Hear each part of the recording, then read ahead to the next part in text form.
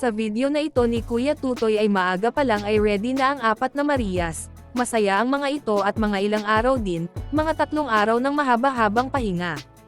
Simpleng araw na walang pasok gawa ng dumaang bagyo.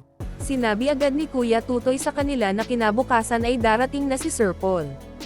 Makikitang na sorpresa at sobrang tuwa ni Erna nang marinig ito, samantalang natahimik naman ang tatlo.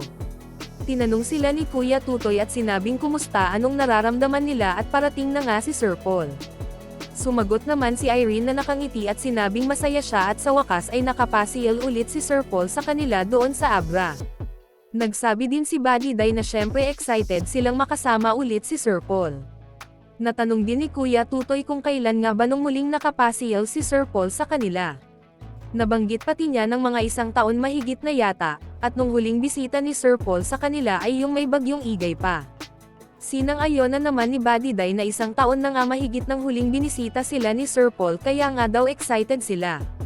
Dagdag pa ni Buddy Day na medyo matagal na silang hindi nakita ni Sir Paul at hindi nga siya nakauwi nung nakaraang bakasyon dahil busy siya sa pag-aaral niya. Sabi naman ni Kuya Tutoy na mga 2 taon nang hindi nakita si Buddy Day at Sir Paul. Nagsalita naman si Irene at tumalon-talon pa, sinabi niyang kahit nakita at nakasama nila si Sir Paul nung umuwi sila, ay excited parents silang makasama siya.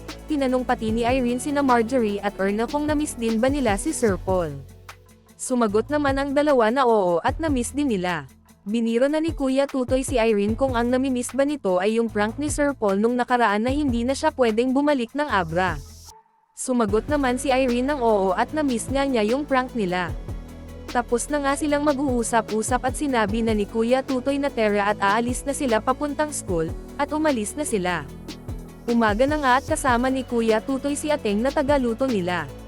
Pupunta sila ng palengke para bibilhin lahat ng pangangailangan nila sa kusina ng mga ilang araw, gawa ng pe-prepare nga sila at darating na si Sir Paul.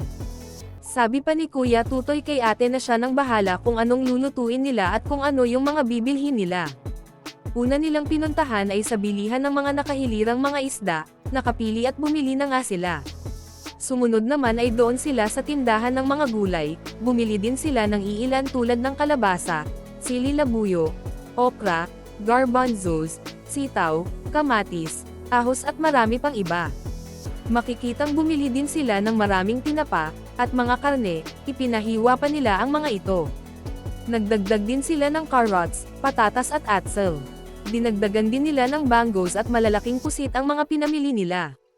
Makikitang asikaso talaga ni Tita PB Love si Sir Paul pag nasa Abra. Sabi nga niya na mahal niya si Sir Paul dahil mabuti ang puso nito, at nararamdaman din niyang iisa lang din ang adhikain nila, ang makatulong sa kapwa. At para sa more summary video ng Pugong Biyahero, huwag kalimotang mag-like and subscribe.